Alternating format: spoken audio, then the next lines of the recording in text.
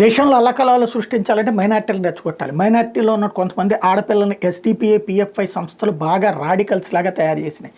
దేశ వ్యతిరేకంగా లేదా హిందూ వ్యతిరేక ద్వేషులుగా తయారు చేసినాయి. వాళ్ళల్లో ఉన్నారు అంటే ఎస్‌డిపిఐలో కానీ పిఎఫ్ఐలో కానీ వాళ్ళు ఏదో ఒక పాయింట్ అడ్డుపెట్టుకుని లిటిగేషన్ క్రియేట్ చేస్తారు. మిగతా ఆడపిల్లల్ని రెచ్చగొడతారు, మిగతా మగపిల్లల్ని రెచ్చగొడతారు. దానికి సజీవమైనటువంటి సాక్ష్యం కర్ణాటకలో జరిగినటువంటిది. రెగ్యులర్గా కాలేజీకి వచ్చే అమ్మాయిలు అకస్మాత్తుగా హిజాబ్ ధరించి రావటం, పరీక్షకి రానివ్వలేదని చెప్పేసి దాని మీద రచ్చ చేసినటువంటి సంఘటన. ఇక పరీక్ష కాదు, కాలేజీకి రానిలేదని రచ్చ చేయడం.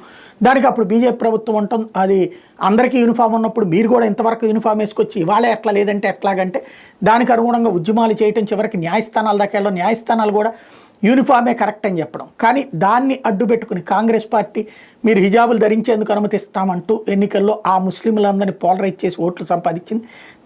దాంతో ఈ మత వివాదం ముస్లింలని రెచ్చగొడితే, ముస్లింలకు సంబంధించి ఏదో ఒక అంశాన్ని రెచ్చగొడితే దేశవ్యాప్తంగా మైనార్టీలు ఓట్లు పోలరైజ్ అయ్యి వస్తాయని కర్ణాటకలో కాంగ్రెస్ పార్టీకి అర్థమైంది. అందుకని దేశవ్యాప్తంగా అదే ఫార్ములా తీసుకొస్తుంది. కేరళలో కూడా అట్లాగే సక్సెస్ అయింది. అదే సందర్భంలో మొన్న ఈ మధ్యన మిగతా రాష్ట్రాలకు సంబంధించి కూడా అడుగులు వేస్తుంది. ఇప్పుడు యోగి ఆదిత్యనాథ్ సర్కార్ దెబ్బతీయడానికి అక్కడ ముస్లింల పోలరైజేషన్ కోసం తాజా అడుగులు వేశారు. ఉత్తరప్రదేశ్లోని జౌన్పూర్లో 10వ తరగతి పరీక్షా కేంద్రంలో వెరిఫికేషన్ కోసం హిజాబ్ తొలగించాలని కోరితే 10 మంది అమ్మాయిలు అందుకు నిరాకరించారు. అంతటితో పాటు ఆగకుండా పరీక్షలు కూడా రాయమని చెప్పేసి వెళ్ళిపోయారు. అదేంటి వెరిఫికేషన్ అక్కడ చేస్తోంది మళ్ళీ ముస్లిం అమ్మాయి చూసేది, ఫేస్ హాల్ టికెట్లో ఉన్న ఫేసా కాదా అన్నటువంటిది.